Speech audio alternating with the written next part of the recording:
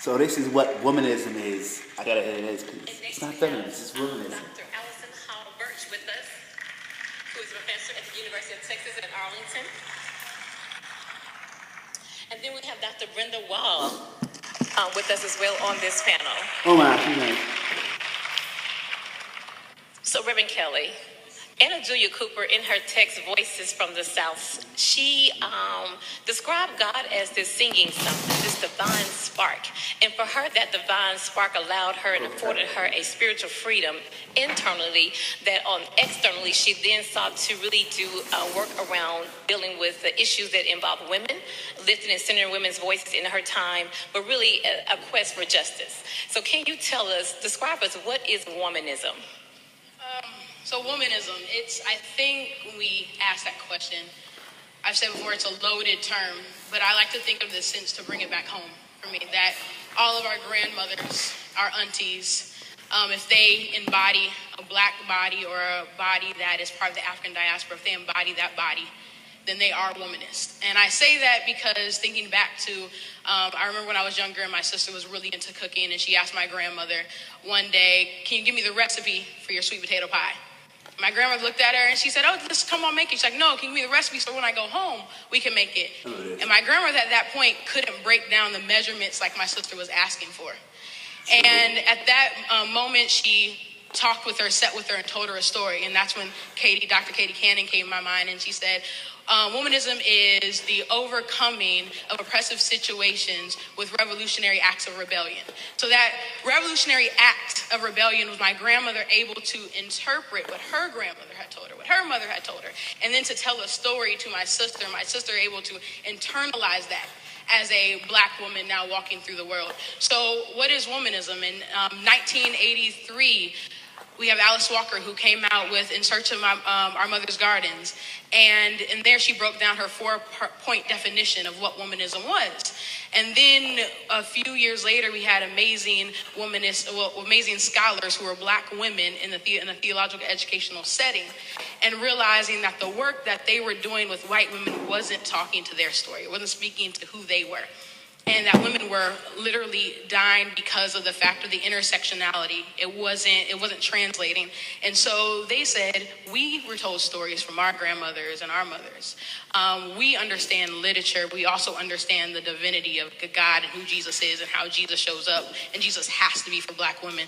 And if we understand that, we're going to do this 4-part. And Dr. Stacey Floyd Thomas, who is here, broke that down wonderfully, in fact, of saying the 4 points now when you walk into a Christian setting or a Christian space and understanding you carry that divinity with you is the fact of radical subjectivity. I'm here claiming my space. Who am I? I'm creating a space when space hasn't been created for me. Being an advocate for yourself. And then we go to being traditionally communal. This idea of if I'm going to get free, you're going to get free. Because if you're not free, I'm not free. And so this idea of how do we live in a space of community and being traditionally communal and understanding that how our minds and our brains work is saying we were set for community. We were wired that way. We are hardwired to understand that we are in this together. And then we move to redemptive self-love. Like how I'm going to redemptive self-love, I'm going to love myself completely regardless of what systems of oppression have told me. And then being critically engaged. So if the fact is, if we want to move then from saying what is feminism and what is womanism, I'm going to be critically engaged with the politics around me, because knowing I walk in this world with a black body, a black female body, I am political. And the politics, everything that is politics are an agenda made. And if I'm not at the table and you're making an agenda or policies based on my body, right? I have to be critically engaged enough to sit with my mother and say, now, how did you get through and overcome?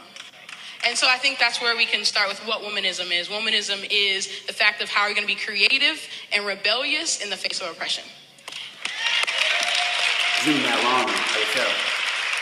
So I want to push this a little further, and let's talk specifically about something that women deal with that we often remain silent about, and we have shame attached to it from society. Let's talk about acts of violence against women. So talk to us about what does womanism have to say about that, and how does Friendship West engage in opening up this space and dialogue for dealing with acts of violence against women? I believe womanism came out of the fact that women, black women, are women of the darker hue, have always had to deal with violence because of patriarchy, sexism, classism. The act of violence against our bodies is something that is present and something that needs to be talked about and become aware of. And so being traditionally communal as a woman, you have to really understand that if I'm not protected, my generations beneath me won't be protected. So as the divine carriers of human life, as women's bodies were set up to be, and not all women can produce or bring forth life, but women are still mothering. And women are still in community and partnership. So if we have to talk about violence against women, because that's mean we're talking about violence against men, talking about violence against children, and talking about all types of oppression that takes place. And then I think it's wonderful that we're showing the documentary of Recy Taylor, the rape of Recy Taylor, because I think that's such a divisive thing in the church, especially, to talk about bodies. And Recy Taylor, if you know her story, she was raped after leaving church. And so she left the sense of the place that brings hope, the place that's supposed to give you, supposed to lift you up. She left that in there, and then her body, her physical embodiment was torn down. And so we have to talk about that in church, because we cannot come each and every first Sunday and talk about the body that was on the cross if we don't talk about the bodies in our pews that are being ripped apart and oppressed against, because that body was for redemption and salvation. Our bodies aren't torn down for that reason. So I think it's really important to talk about active violence against women. All right, I'm going to get to the sermon now. Right, amen. She's beautiful.